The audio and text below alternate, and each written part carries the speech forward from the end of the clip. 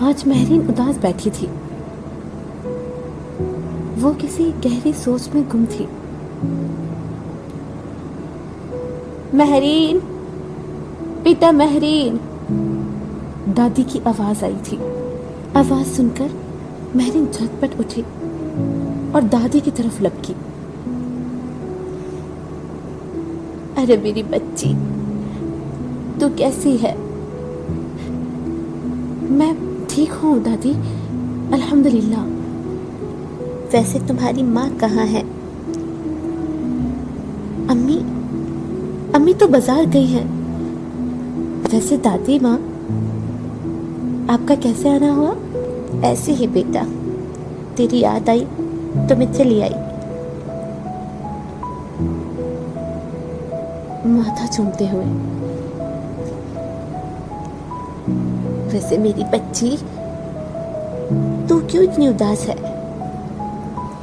نہیں دادی، میں اداس نہیں ہوں. وہ گھبراتے ہوئے بولی تھی. تبھی وہاں اس کی چھوٹی بہن مبین آ جاتی ہے. وہ بہت رو رہی تھی اور گھبراتے ہوئے بولی، دیدی وہ. مہرین نے اسے خاموش رہنے کا اشارہ کیا. مبین نے دادی کی طرف دیکھا اور خاموش ہو گئی.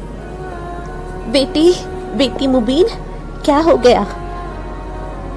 پریشان ہوتے ہوئے دادی نے اس کی طرف بڑھتے ہوئے پوچھا. کچھ نہیں دادی اماں، اسے بس دادا جی کی یاد آ رہی ہے.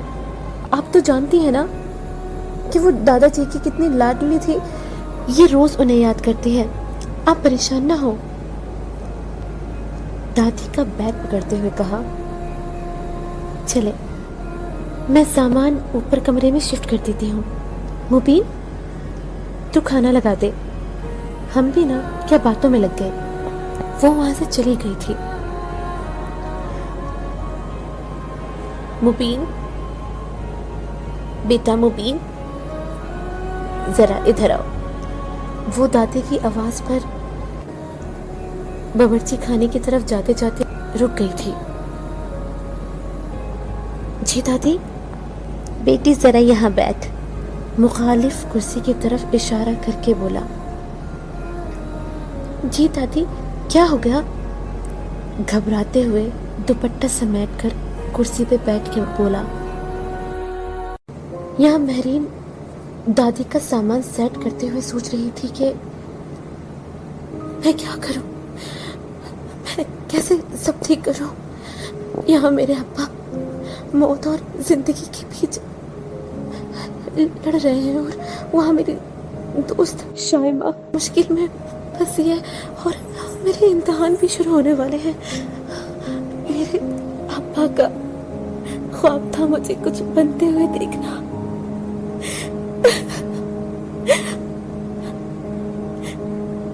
اگر ابا کو کچھ پتا چلا تو پہلے ابا کیسے بھی کر کے ٹھیک ہو جائے، پھر میں انہیں خود سب بتاؤں گی. دادی. پھر اسے دادی کا خیال آیا. اپنے آنسو اپنے دوپٹے سے صاف کر کے وہ نیچے چلی گئی. بہت دیر خاموش رہنے کے بعد دادی نے مبین سے پوچھا. سب خیریت تو ہے نا؟ جی دادی، سب خیریت ہے، لیکن مجھے تو نہیں لگ رہا. یہ کیا چل رہا ہے یہاں؟ اور مبین، تم نے ابھی تک دادی کو کھانا نہیں دیا؟ مہرین نے دادی کا ہاتھ پکڑا اور کہا. چلے دادی، آپ اپنے روم میں چلیں، میں وہیں پہ ہی آپ کے لیے کھانا بھجواتی ہوں. دادی اپنے کمرے میں چلی گئی تھی. مہرین نے ملازمہ کے ہاتھ ان کے کمرے میں کھانا بھجوا دیا تھا اور وہ خود دادی کی کرسی پر آ کر بیٹھ گئی. اس نے پوچھا. کیا ہوا بہن، تو کیوں رو رہی تھی؟ ابا ٹھیک تو ہے نا؟ نہیں دیدی، ابا کی حالت بہت نازک ہوتی جا رہی ہے، اور ڈاکٹر نے بھی جواب دے دیا یہ سن کے مہرین بہت حیران ہوئی. کیا کیا یہ نہیں ہو سکتا مبین. دیدی میں آپ کو ہی ابھی بلانے آ رہی تھی. پر دادی دیدی شائمہ نے ہمارے ساتھ بالکل بھی اچھا نہیں کیا. یہ سن کر مہرین چونک گئی تھی. میری شائمہ نے کچھ نہیں کیا. یہ سن کر مبین اشتعال میں آ گئی تھی. نہیں دیدی یہ سب اس شائمہ نے ہی کیا ہے. نہیں یہ سب ایک سازش ہے.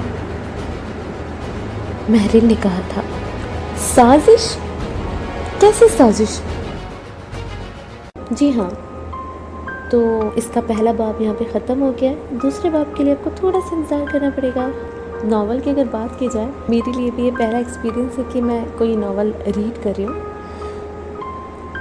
تو اگر تھوڑی بہت مسٹیک ہو نا تو نظر انداز کر لیجیے گا. اوکے اور جی چینل کو کر لیجیے گا سبسکرائب, شیئر کر لیجیے گا. اور ہاں اپنے کامنٹ میں بتائیے گا ضرور کہ اس کی دادی سے, یہ مہرین ہے نا, مہرین کی دادی سے یہ لوگ کیوں چھپا رہے اس کے ابا کی کنڈیشن, اور مبین کو وہ بتانے نہیں دے رہی تھی.